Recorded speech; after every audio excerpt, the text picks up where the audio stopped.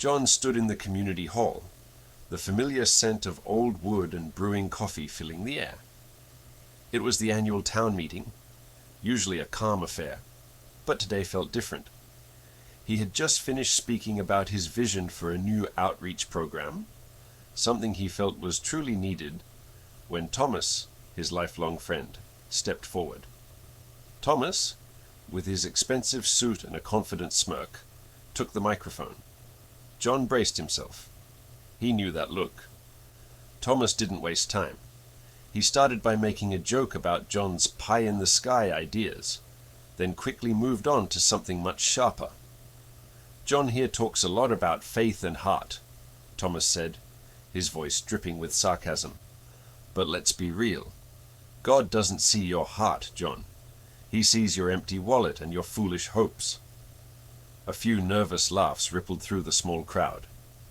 Thomas leaned into the microphone, his eyes fixed on John. "He sees that you're always asking for donations, always talking about things that don't pay the bills. He sees that you're naive. That's what God sees, John." The words hit John with the force of a physical blow, not because they were true, but because they came from Thomas. This wasn't just a disagreement. It was a public shaming, a mockery of everything John held dear, of his very being. He felt the heat rise in his face, the sting of betrayal.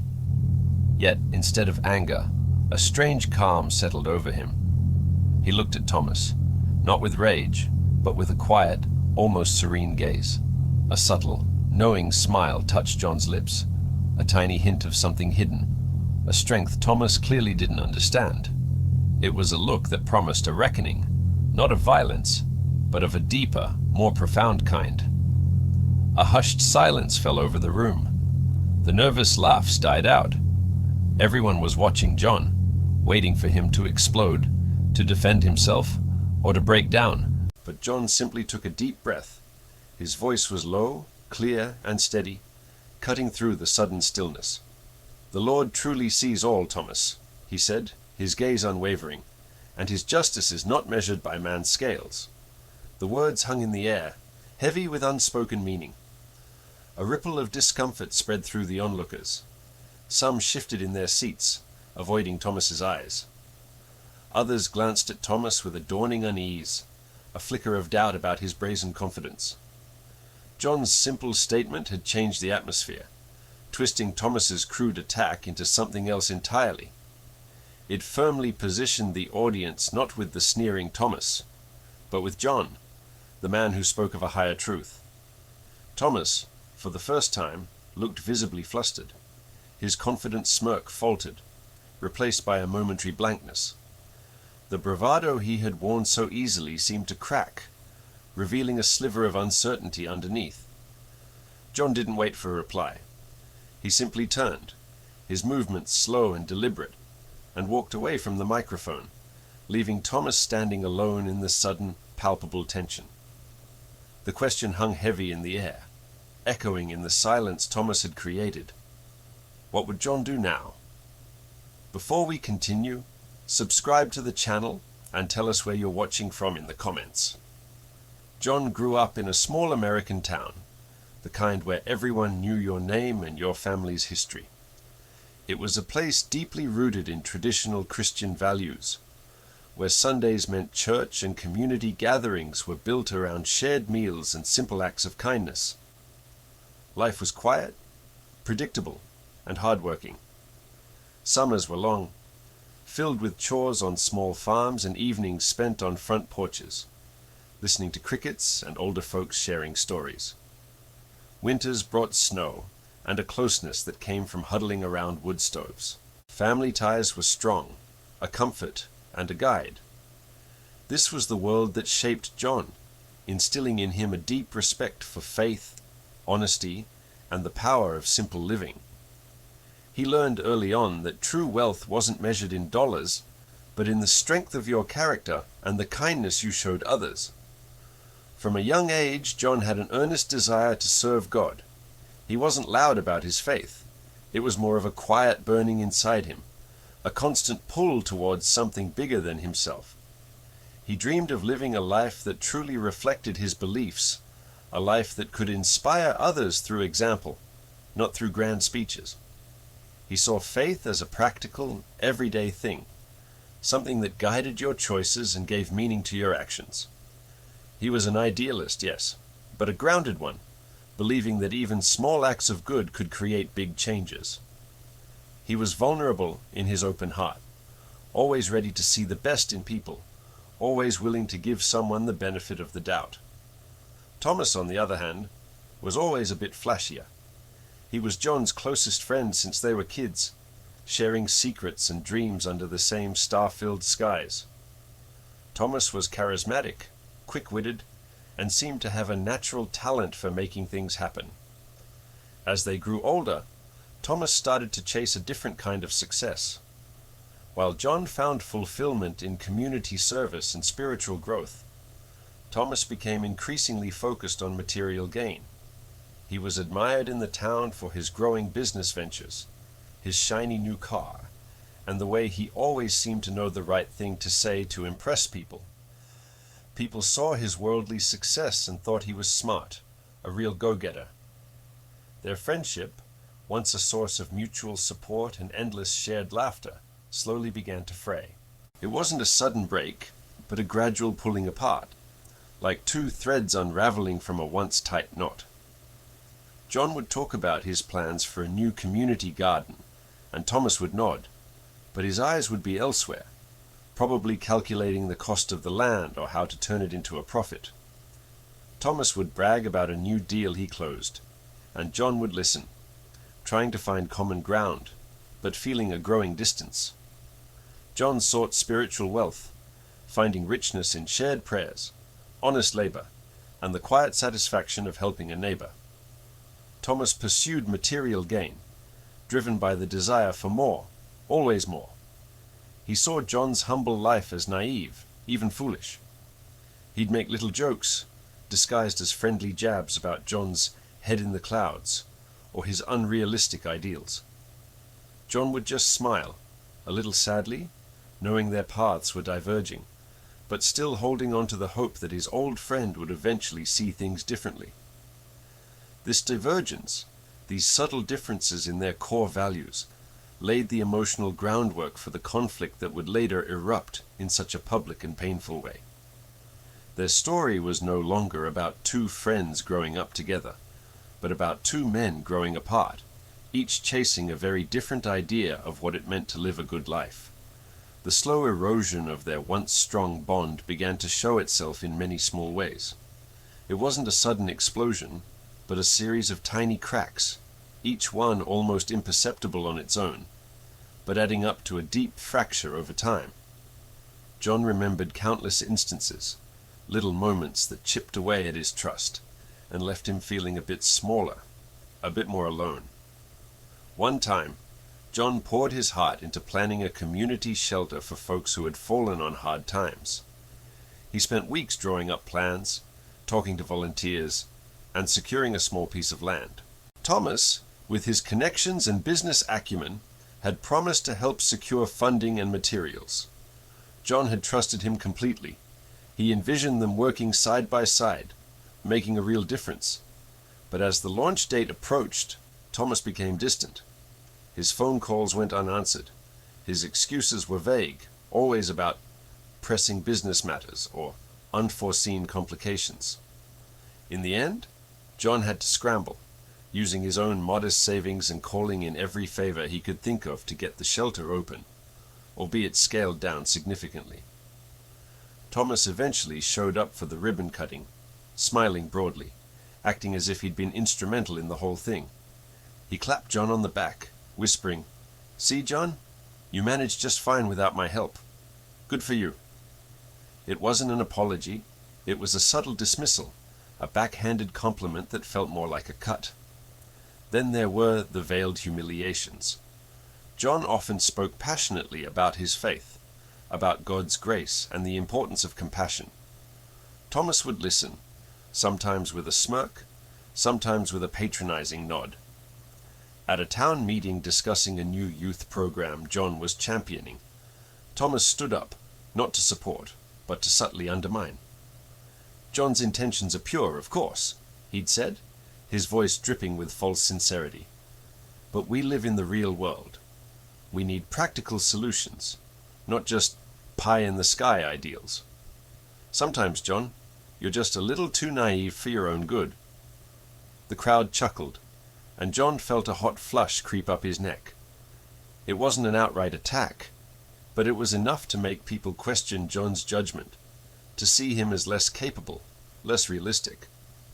Thomas always framed these comments as tough love or practical advice, but John knew better. He knew it was Thomas trying to make himself look smarter, more grounded, at John's expense. The manipulation was even harder to pinpoint, often disguised as friendship. Thomas would often advise John against certain ventures, telling him they were too risky or wouldn't pay off, only to pursue similar ventures himself later, often with great success. He'd borrow John's ideas, tweak them slightly, and present them as his own. John, being trusting, wouldn't think much of it at first. He just thought Thomas was being helpful, offering a different perspective. But over time, he started to notice a pattern. Thomas always seemed to benefit, while John was left with the feeling he'd been subtly outmaneuvered. These weren't isolated incidents. They were a steady drip, drip, drip of disrespect, broken promises, and sly put-downs. Each one on its own seemed minor, easy to dismiss, but together they forged a deep sense of injustice in John. He tried to talk to Thomas about it once, gently expressing his hurt. Thomas just laughed it off, saying, "John, you're too sensitive. It's just business. Don't take everything so personally." He made John feel foolish for even bringing it up, making him doubt his own feelings. The public mockery in the town square, the one that started this whole story, wasn't a sudden outburst. It was the crushing weight of years of emotional wear and tear, the final insult in a long, painful line of slights. It was the moment all those tiny cracks finally gave way, revealing the profound chasm that had grown between them. John's calm gaze and knowing smile weren't a sign of indifference. They were the quiet strength of a man who had endured much, understood even more, and was finally ready to face the truth of his long-lost friendship. He knew, deep down, that God truly saw all of it. The emotional atmosphere between John and Thomas, already thin, stretched taut, becoming unbearable for John. Their interactions, once easy and full of laughter, now felt like navigating a minefield. Every word Thomas spoke seemed laced with a subtle jab, every glance a judgment. There was an underlying hostility that pulsed beneath their forced civility, a passive aggression that left John feeling constantly on edge. He found himself dreading encounters with Thomas, bracing for the inevitable slight or condescending remark. Thomas's disdain for John's devout life, once hidden under layers of false concern, became more overt with each passing week. He stopped bothering to mask his true feelings. His dismissive comments about John's faith were no longer veiled criticisms. They were open challenges. "Still praying for a miracle, John?" Thomas would ask loudly, often in front of others, a sneer playing on his lips. "Maybe try a business plan instead. God helps those who help themselves, right? Or is it, God helps those who are good at begging?" John felt the weight of unspoken judgment from some of his neighbors. They saw Thomas's outward success, his new truck, the expansion of his business, the way he carried himself with an air of self-importance. To them, Thomas's achievements were tangible, proof of his practical wisdom. John's faith, on the other hand, seemed abstract, less impressive. He heard whispers, saw averted gazes. People subtly started to compare them, always in Thomas's favor. "Thomas really knows how to get ahead," someone might say, looking pointedly at John. "John's a good man, but a bit too idealistic for this world." Others, influenced by Thomas's charismatic personality and his ability to spin a good story, began to subtly distance themselves from John. Thomas had a way of painting John as impractical, a dreamer out of touch with reality. He never directly badmouthed John, not in public, but he would share anecdotes that made John seem naive or even foolish. "Remember when John tried to organize that community garden?" Thomas would recount, a wry smile on his face. "Bless his heart, he thought everyone would just show up and work for free. Had to explain to him how the real world works, about incentives and responsibility." These stories, always told with a touch of humor and a feigned affection, slowly chipped away at John's standing, making him seem less credible, less reliable. This period was one of profound emotional suffocation for John. He felt increasingly isolated, misunderstood by those he had once considered friends and neighbors. The once vibrant community, which had always been a source of comfort and belonging, now felt like a place where he was constantly being scrutinized and found wanting. He saw the way people admired Thomas, how they gravitated towards his confidence and his material prosperity. It was a stark contrast to the quiet respect John had once commanded, a respect that now seemed to be eroding. Yet, through all of this, John clung to his convictions. He knew that his true strength lay beyond human approval, beyond the fleeting opinions of his neighbors. He reminded himself daily of the scriptures, of the unwavering truth that God saw not just the outward appearance, but the heart. He found solace in prayer, finding moments of peace amidst the growing tension.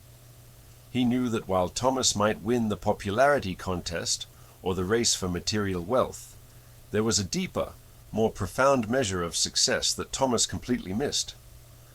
John understood that the trials he faced were not just external pressures, but opportunities to deepen his faith, to truly live out what he believed. He knew that God was watching, and that was all that truly mattered. He could feel the pressure building, but his resolve remained unbroken. John's quiet resolve was tested daily, but his faith was a shield. He spent hours in prayer, seeking guidance, meditating on the scriptures. One particular verse kept coming back to him, a simple yet powerful truth. God sees the heart. It wasn't just a comforting thought. It became a lens through which he started to see everything around him, especially Thomas and his seemingly endless string of successes. John felt a deep spiritual insight begin to form, a clarity that cut through the confusion and doubt he'd been feeling. It was like a fog lifting, revealing a landscape he hadn't fully perceived before. This clarity led him to look deeper into Thomas's business dealings. He wasn't looking for dirt, not initially. He was trying to understand how Thomas achieved so much with such apparent ease, while always seeming to put down John's efforts. John started noticing small things, discrepancies in community project funds Thomas had overseen, vague answers to direct questions about supply chains, and a sudden, inexplicable increase in the prices of basic goods sold by Thomas's company, especially to the more vulnerable families in their town. These weren't just random observations. They started to form a pattern, a disturbing picture that contradicted Thomas's public image as a shrewd but fair businessman.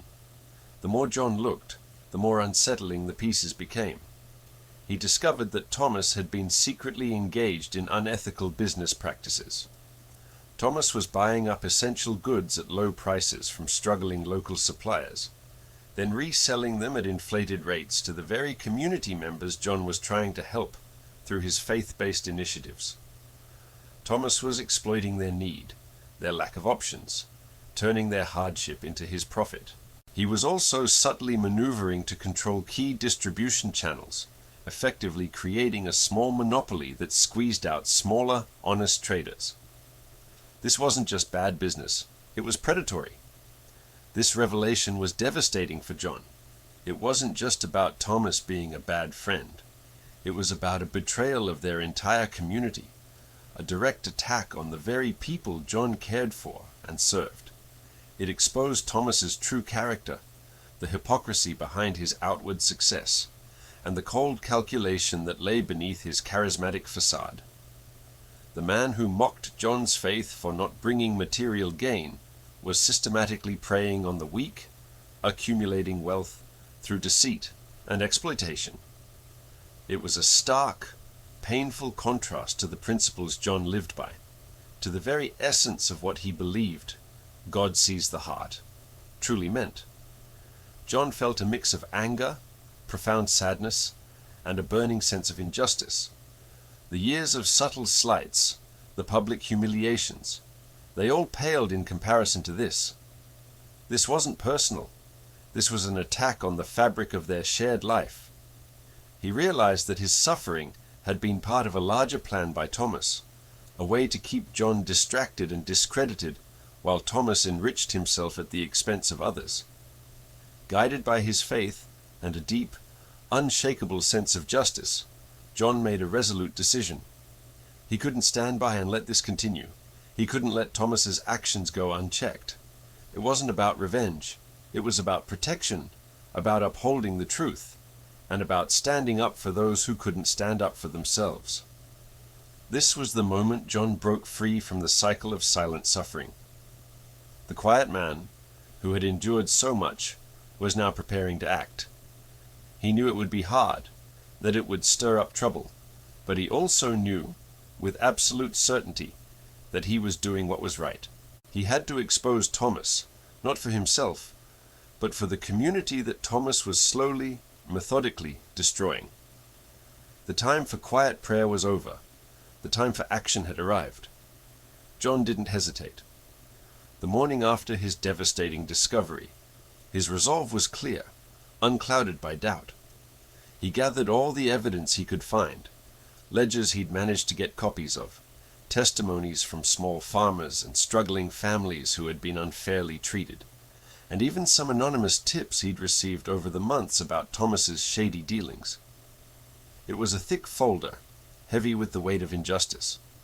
He first approached a few of the community elders, respected figures known for their wisdom and fairness. He laid out the facts calmly, presenting each piece of evidence without emotion, letting the truth speak for itself. Their initial reactions were a mix of shock and disbelief. Thomas had such a good public image, a pillar of the community, a self-made man.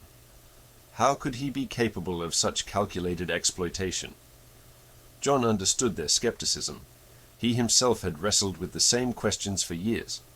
He explained how Thomas had slowly, subtly, built his empire on the backs of the vulnerable, masking his greed with a veneer of philanthropy and shrewd business acumen.